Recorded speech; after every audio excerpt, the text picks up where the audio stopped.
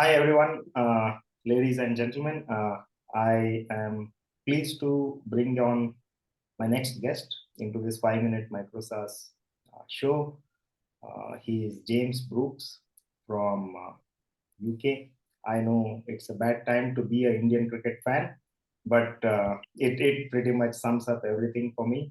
And my guest is very interesting, and he really has a bit of unusual taste buds. That's how I can introduce to you guys because I have been following him on LinkedIn. He pretty much has been very well known in the food space, food BTC space. That's how I put it. But I think you have to hear more from him. Welcome, James. Thanks so much for giving me your time. If you could share a two-liner of from your side, like where you're from, what you do, and what's exactly that you're working on now. Sure. Yeah. Well, thanks so much for having me on the show. Really appreciate it. I'm James Brooks. I guess I would call myself a foodie content creator slash social media marketing consultant. So my kind of day to day, I am working with brands that sell in grocery stores or some kind of larger fast food brands. So talking like KFC, Subway, Taco Bell, these kind of guys, as well as working with brands like Ninja as well, who make kind of amazing kitchen electronics and that sort of stuff. So that's kind of my day to day. And then I started a couple of months ago working on a MicroSaaS called ThingyBridge. The idea being it's about bridging the gap between brands and influencers. So, as someone who is an influencer, working with various brands, through Instagram and TikTok and stuff like that, but also working, as a consultant for brands, I kind of understand both sides of the story. And so, I saw how difficult it was, particularly for brands, to find influencers to work with, having to trawl through influencers, DM them, and maybe hit the message requests inbox on Instagram, or send an email and get ghosted, especially for brands who didn't have a lot of budget and so wanted to do gifted campaigns with creators rather than paid campaigns. So I created ThingyBridge as a platform for influencers to sign up, knowing that any collaborations that happen as a result of the platform are purely gifted, no money changes hands.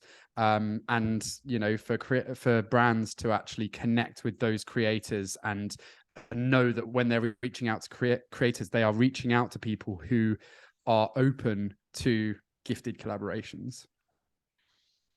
Okay, so it's pretty interesting because your background and what you're trying to do now has given you that advantage of actually trying to build a product or a utility which pretty much could help other influencers and companies and brands to really match up with each other and see how influencers and companies and brands could be benefited with each other in terms of matching up or collaborating with each other. So the intent why I'm talking to you today is you have been on this journey of being the influencer. You have been doing a lot of social presence and videos and other things. At the same point of time, you have been trying to understand the landscape of a customer problem, like how, what, and why the customer is facing a problem in your area.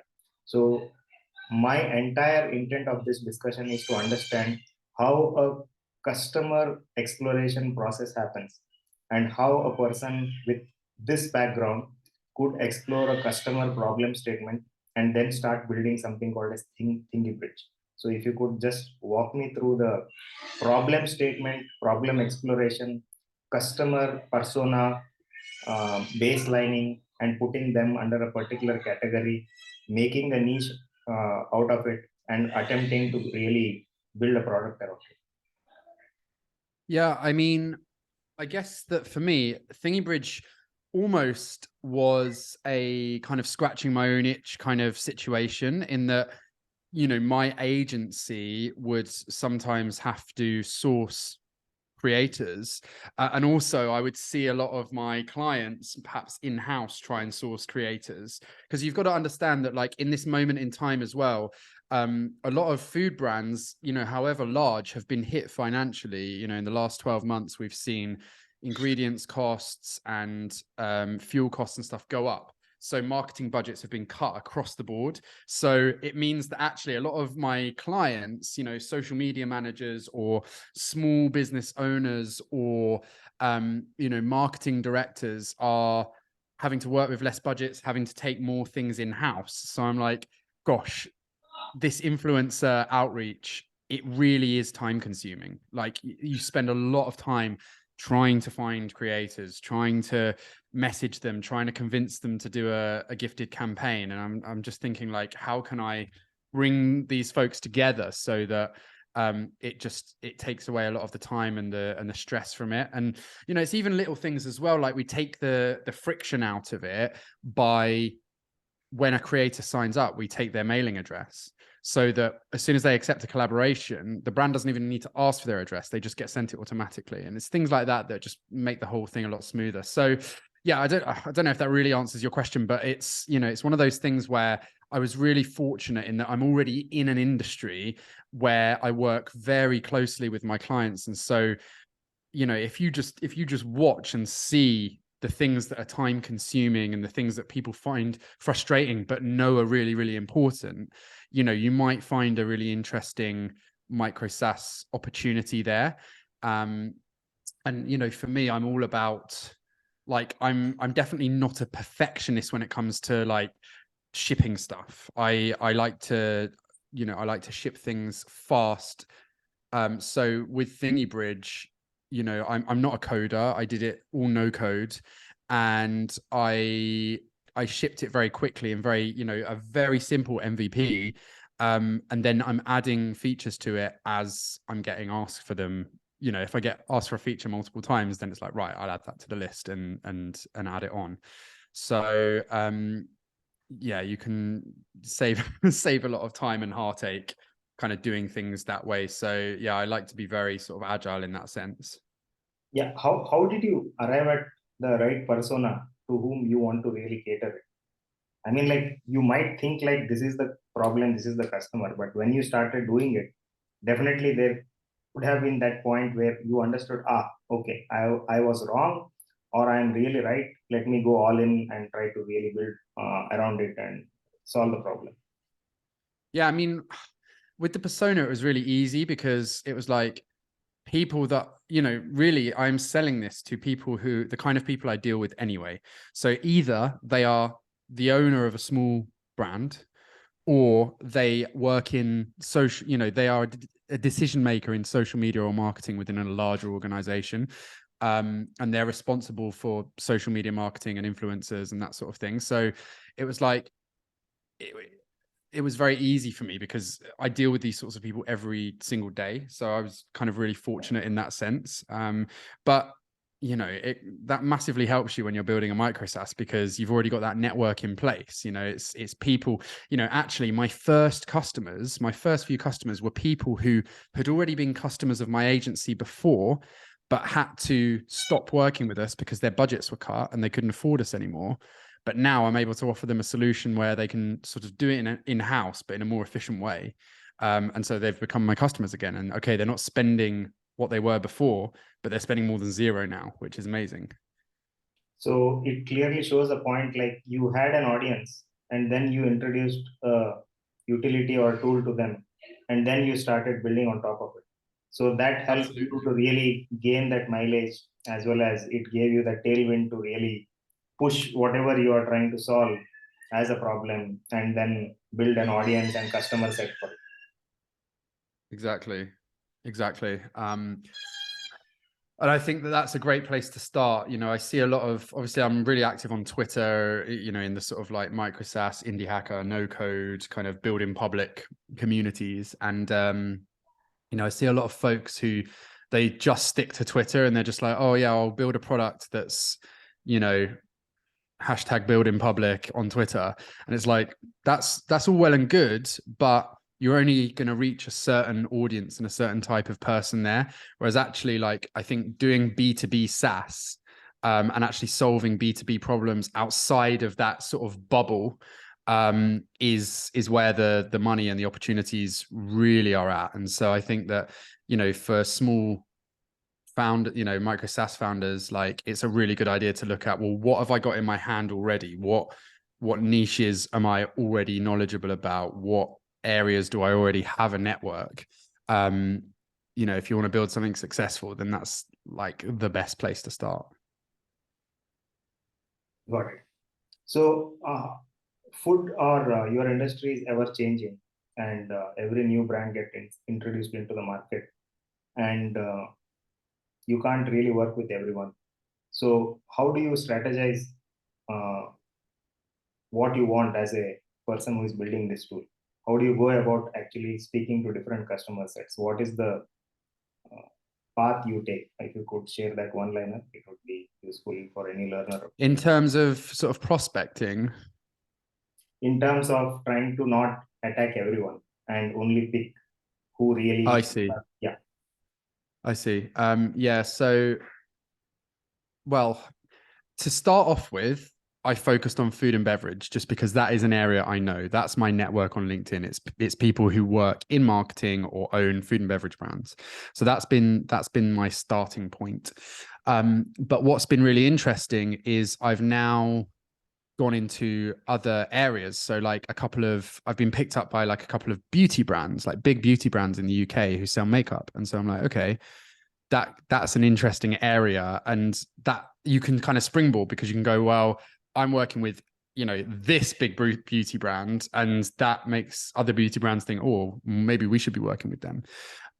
But for me, like, my real focus in a more broad sense is going to be on e-commerce. Like, I want to really focus on e-commerce businesses, D2C.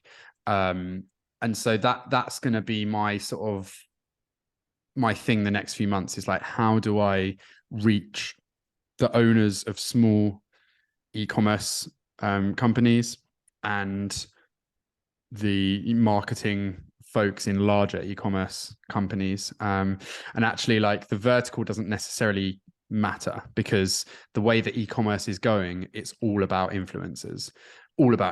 Like, you know, you look at TikTok Shop and how TikTok Shop is just completely changing the face of e-commerce, and it's all influencer centric. So for me, like, that is the area that I'm really going to be focusing on the next 6 months. Great. And DTC, food brands, never ending saga. It keeps growing, it keeps happening. Every year, new things happen. So, wishing you the best. But before I wrap this up, I have two questions. What's your favorite food, and what are you good at? What are you good at cooking any one of the food items? Because I know that you cook really well. That's how you have been showing the videos. And how much has been Gary Vee an influence on your entire content activity? Because earlier, when I actually had met you long time back, I think you pretty much were trying to showcase through Gary Vee's lens also sometimes. So these are the two questions from my side. Yeah. So food wise, in terms of food to eat, I love kind of Chinese food, particularly kind of Cantonese style food. Like dim sum and that sort of thing is really my vibe. I love dumplings and that sort of thing. To cook, I love cooking over fire. So anything that's to do with like cooking over fire, like, I just like cooking simple, beautiful things. Like, one of my side projects is I actually own a greengrocer store, and we work with loads of local farmers. And I just love getting or growing my own fresh vegetables, preparing them simply over fire, you know, charcoal or wood, whatever it is. That's what I love to cook. And Gary Vee, yeah, definitely been a massive influence on me and my approach. You know, I think that, yeah, like, you know, he talks a lot of sense, and, you know, certainly, like, I consume less of his content now, but certainly, you know, kind of 5-10 years ago, that, you know, it was very much like, yeah, you know, it really helped me to get my start on things, and I do like a lot of his perspectives on, you know, particularly social media marketing, and you know, particularly his sort of way of seeing like trends and internet culture. I think a lot of us can be very, like, one of the things he says is like we can be very how does he put it, like I don't know, like I think we can just be like judgmental about the current state of culture, and like wishing that things were like when we were younger or whatever, like, you know, and see, you know, the rise in social media or the rise in kids being on their phones as a negative thing, when actually, like, it's very hard to fight culture when it comes to stuff like that, and actually you've got to work with it. And so that's one of the big things that I think I've taken away from Gary Vee. It's like, you know, whatever my personal feeling might be about the direction the internet culture goes in or popular culture goes in, actually it's very hard to fight that. And so as a marketer, you've got to look at it and go, well, how can I exploit that best I can? So yeah. Yep, that sums it up. And that's why James is interesting. He likes food, he likes brands, he likes Gary Vee and social media. So a complete package of an interesting entrepreneur in the days ahead. So I wish all the best to you for Thingy Bridge. And Thank you. definitely, I hope people can learn from this. And we'll be in touch with you. I'll be mentioning your Twitter handle too and LinkedIn handle too. And hope we meet some new guests next time. James, thanks so much for doing this, and wonderful, really talking. Thank you so much. Thanks for having me. Cheers then. Yeah, thanks. Bye.